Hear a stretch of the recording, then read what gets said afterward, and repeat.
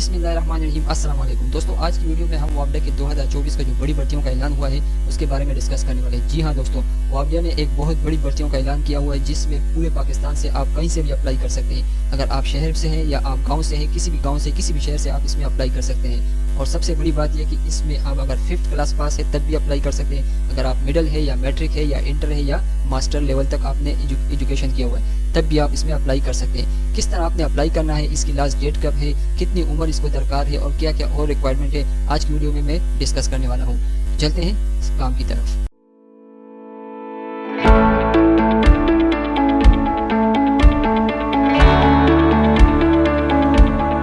दोस्तों, आपने सबसे पहले करना क्या है, आपने पहले करना है गूगल को ओपन। जैसे आप गूगल को ओपन करेंगे तो आपको एक वेबसाइट की लिंक मैंने डिस्क्रिप्शन में डाल दी है, चाहो तो आप वहां से क्लिक करके बआसानी कर सकते हो। तो यहाँ पे आपने OTSORG को सर्च कर देना है। जैसे आप सर्च करोगे तो आपके पास इसका होम पेज आ जाएगा। इस होम पे आपने क्लिक कर देना है, OTS होम पे आपने क्लिक कर देना है। जैसे आप क्लिक करोगे तो आपके पास कुछ यूं इंटरफेस आएगा। आपने स्क्रॉल करके थोड़े के नीचे की तरफ आ जाना है। थोड़ी नीचे की तरफ आओगे, यहाँ पे वाटर पावर डेवलपमेंट अथॉरिटी वापडा लिखा हुआ है, आपने इसके ऊपर क्लिक कर देना है। जैसे आप इसके ऊपर क्लिक करेंगे तो आपके पास कुछ यूं इंटरफेस आ जाएगा। जैसे इसको थोड़ा नीचे की तरफ आप स्क्रॉल करोगे तो आपके पास ये आ जाएगा। यहाँ पे जो अप्लाई फॉर लिखा हुआ है, यहाँ पे सब आसामियों के नाम है, यानी आपने किस में अप्लाई करना है। यानी अगर आप अटेंडेंट में अप्लाई करना चाहते हैं या लाइन सुपरिटेंडेंट में करना चाहते हैं या फिर जनरल टेक्नीशियन में या फिर Turner, winder, junior clerk, cook, इस तरह के जिस आसामी में आपकी दिलचस्पी है उसमें आप अप्लाई कर सकते हैं। तो आपने यहाँ पे से एक चूज कर देना है अपनी पसंद का। फिर उसी के सामने आपके सामने ये व्यू नजर आ रहा है रेड कलर का, ये व्यू आपने क्लिक कर देना है। किसी भी को आप चूज करके इसको क्लिक कर देंगे। जैसे आप क्लिक करेंगे तो आपके पास कुछ यूं इंटरफेस आएगा।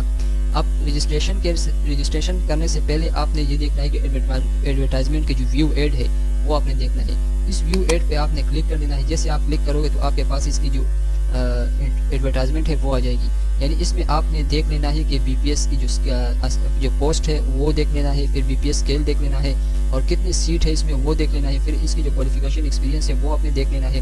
फिर इसकी जो एज लिमिट है वो आपने देख लेना है। और फिर आपने सबसे जो अहम है वो है कोटा, यानी आपने अपने कोटे की तरफ देख लेना है कि आपका डोमिसाइल कौन से शहर से है या फिर कौन से गाँव से है। उसी के हिसाब से आपने एक को सेलेक्ट कर देना है।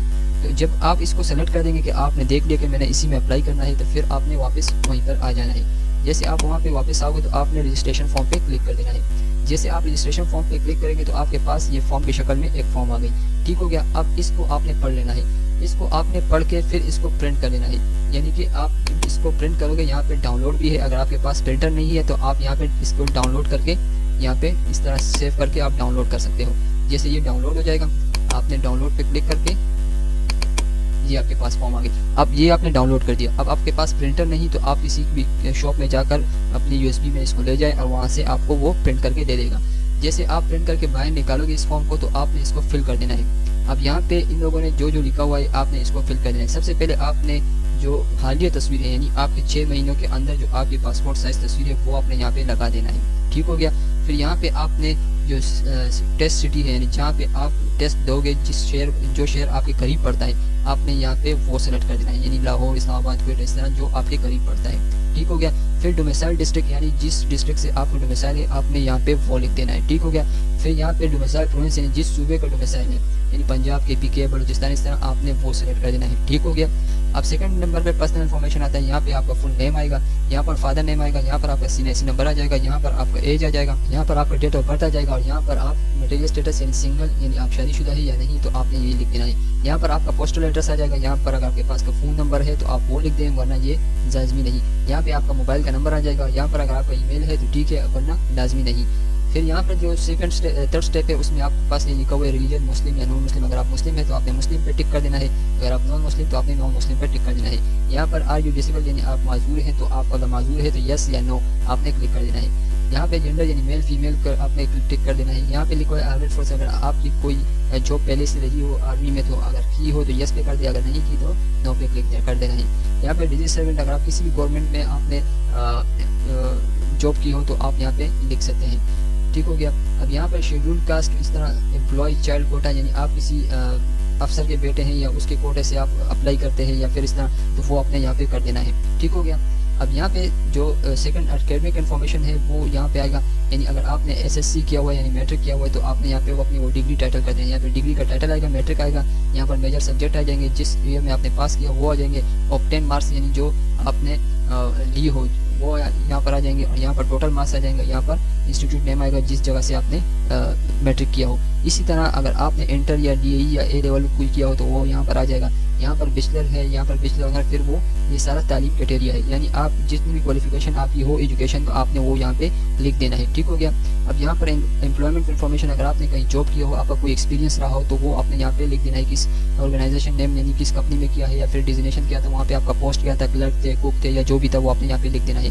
अच्छा, स्टार्ट ऑफ डेट यानी किस तारीख से आपने वो जॉब स्टार्ट की थी, और फिर एंड ऑफ डेट यानी किस तारीख पे आपने उस जॉब को छोड़ दिया था।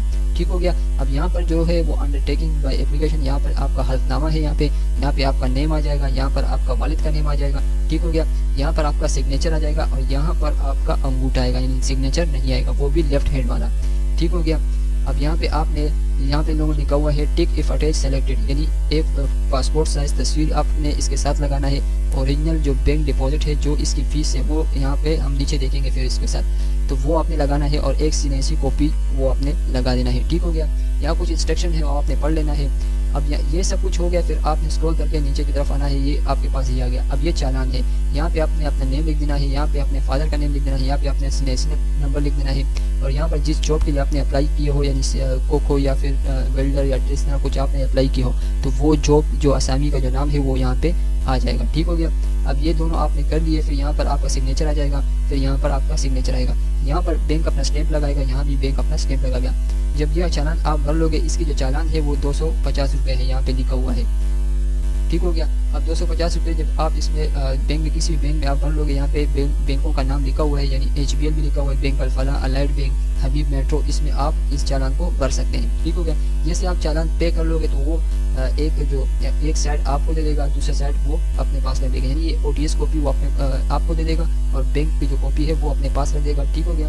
जैसे ये आपको दे देगा, इसी कॉपी को आपने इस फॉर्म के साथ अटैच कर देना है, जो यहाँ पे इन लोगों ने लिखा हुआ था original bank deposit slip is attach on the back side of application form, तो आपने इसके साथ अटैच कर देना है। ठीक हो गया। 3 चीज़ें आपने अटैच करनी है, तस्वीर आपने अटैच करनी है, दूसरा आपने इसी जो डिपॉजिट स्लिप है वो आपने अटैच करना है, तीसरा आपने सीनेसी कॉपी को अटैच करना है। 3 चीज़ों को आपने इसके साथ अटैच कर देना है। फिर करना क्या है, फिर करना ये है कि आपने इस फॉर्म को यहाँ से काट देना है, जहाँ पे इन लोगों ने कैंची का निशान दिया हुआ है, इसको काट के आपने एक एनवलप लेना है, उस एनवलप में इस फॉर्म को आपने डाल देना है, और उसके ऊपर ये एड्रेस आपने चिपका देना है जो यहाँ पे इन लोगों ने लिखा हुआ है। यहाँ पे आप काट लोगे इसी से को, तो आप उसके ऊपर ये लगा दोगे। ठीक हो गया। आपने डॉक्यूमेंट डाल देना है, ये चला जाएगा वहाँ पे, तो आपकी अप्लाई जो है वो हो गई है। इसके बाद ये आप लोगों को जो आपने मोबाइल जो नंबर दिया था फॉर्म पे, उसी नंबर पे आपके साथ कांटेक्ट करेगा, या कॉल करेगा, या फिर SMS आएगा, जो आपने जिस शेयर को आपने सेलेक्ट किया था टेस्ट के लिए, तो वहाँ पे वो आपने टेस्ट देना होगा। फिर आप टेस्ट देंगे, फिर वहाँ से पास होके आगे जो स्टेप्स है वो आपको ये खुद गाइड करेगा। तो ये था वो फॉर्म जो आपने अप्लाई करना है, बड़ा आसान और ईजी स्टेप्स के साथ मैंने आप लोगों को सिखाया। अगर वीडियो अच्छी लगी हो तो लाइक करें, शेयर करें, और बेल आइकन को जरूर प्रेस करें, ताकि इसी तरह वीडियो आपको मिलती रहे और आपका फ्यूचर ग्रो करता रहे। तो नेक्स्ट वीडियो में इंशाल्लाह मुलाकात होगी, तब तक के लिए मिस्टर नोमान शेख आप लोगों की तरफ से इजाज़त चाहता है। अल्लाह हाफिज़।